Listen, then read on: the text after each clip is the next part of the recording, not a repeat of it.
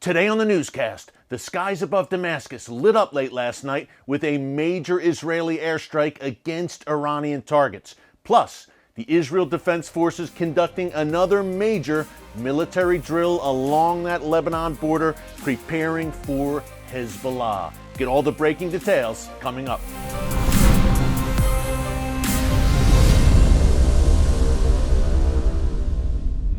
Hey folks, Erick Stakelbeck here. Welcome to the Watchman Newscast. Yet another series of major Israeli airstrikes against Iranian targets inside Syria late last night. Now, according to Syrian opposition sources, at least 9 pro-Iran militia fighters were killed in the strikes, which targeted Damascus International Airport and also the suburbs outside of Damascus. And the specific targets were Iranian weapons shipments and reportedly Iranian espionage equipments. Now, there was a flight that flew from Damascus to Tehran on Saturday. It's believed that these were weapon shipments in this flight, so that may have been the target of the Israel Defense Forces in these strikes. Some more specifics from the Jerusalem Post, quoting, I'll just read it right here off my phone. I want to get the details correct for you. Quoting the Syrian Capital Voice website, which reported that Iranian forces were using shipping containers belonging to the United Nations and DHL, very interesting nugget there, to store weapons near the Damascus International Airport.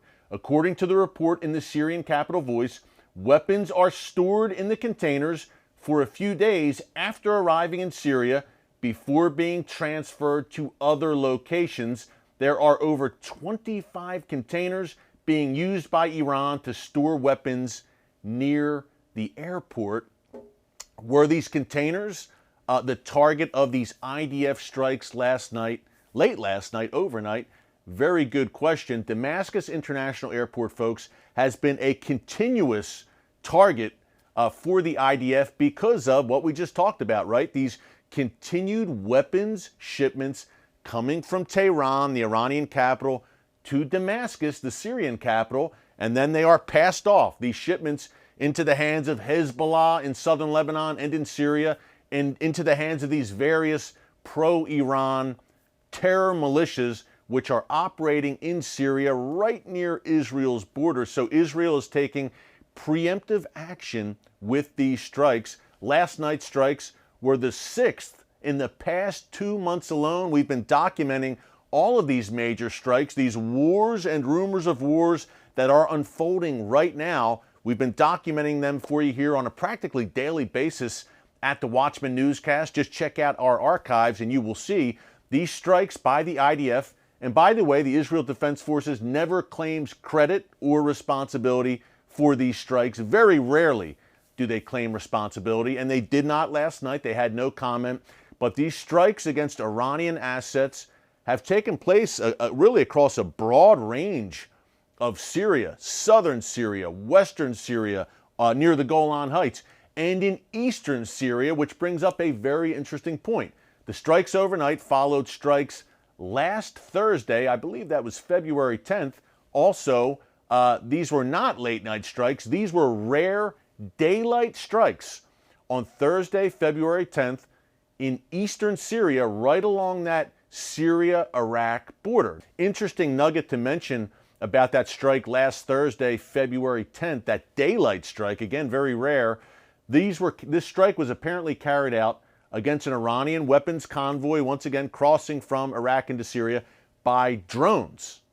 So we've been talking a lot about these drone wars, right, here in the newscast, where Israel carrying out drone strikes, Iran attempting to carry out drone strikes, but also carrying out drone tests. Hundreds of drones, Iranian-made drones. They had a major drill last month showcasing their drone arsenal, did the Iranian regime. They are supplying these drones to Hezbollah, to the Houthis in Yemen, to the radical Shia militias in Iraq, and all of their allies around the region. So that was interesting to me that this strike last Thursday was reportedly carried out by a drone, which leads us to, we had all the action late last night. Also, more action. Israel, shortly after these strikes around Damascus International Airport, announced a surprise military drill. Folks, it's going on right now. It will end on Wednesday, February 17th. It began late last night, almost simultaneously with these strikes in Syria. Shortly thereafter, the operation is called Galilee Rose. It is an Israeli Air Force operation. It comes on the heels of a major Israeli military drill just a week ago. We documented it here less than a week ago. We talked about it here on the newscast last week. Also along the Lebanon border. Galilee Rose, this exercise right now taking place up north along the Lebanon border, simulating war with Hezbollah. Last week's drill did exactly the same. Now, the drill last week involved air, sea, and land forces, the Israeli police, Israeli intelligence, the Israeli cyber division. This Galilee Rose drill taking place right now reportedly involves only the Israeli Air Force. Very interesting. You're going to see Israeli helicopters, drones, and fighter jets involved in this drill, and the IDF has already told the residents of northern Israel that they can expect explosions and loud noises and troop movements over the next few days as this drill unfolds. And clearly this drill is sending a message once again to Iran and Hezbollah that the IDF, the Israel Defense Forces, are prepared for any contingency. What are the big takeaways here? I'm sorry. I think number one, things are heating up. Surprise, surprise. We've been telling you here at the newscast that the Middle East right now is a tinderbox. Even the slightest incident, the slightest provocation could set things off and spark a major, major conflict, the kind that the IDF is preparing for right now. That great northern war we've been telling you about, right? That is coming. It's a question not of if, but when. With Israel facing off against Hezbollah and Iran and those various Iranian allies to the north. That's exactly what these drills are preparing for. Israel is well aware that that day is coming. They don't welcome it, but they know that day is coming. Folks, not only do we have the airstrikes, we also have major military drills, not only Israel carrying them out, but Israel's enemies, Iran, Hamas, showing off their military hardware and flexing their muscles as well. Then we've had several incidents. Look, a few weeks back, we had the Israeli embassy in New Delhi, India, targeted.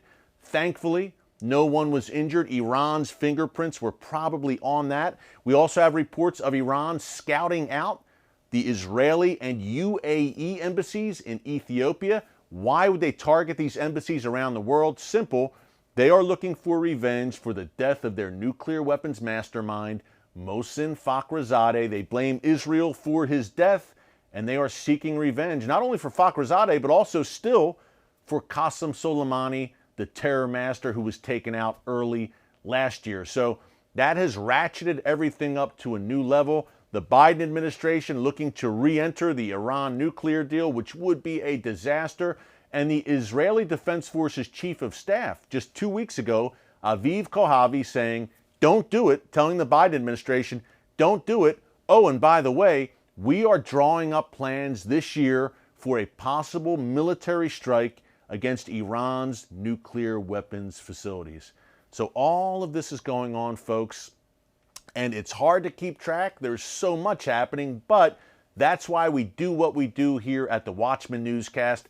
Now, Monday through Friday, every day, bringing you the kind of cutting-edge, timely information and analysis that you just won't hear anywhere else. Certainly not in the mainstream media. Hey, one last thing I'd love your comments on. We're talking a lot about these strikes against Damascus. The book of Isaiah chapter 17 says that Damascus, a stunning prophecy regarding Damascus, Damascus will become a ruinous heap. It will cease to be a city. Now, many people in our comments have mentioned this.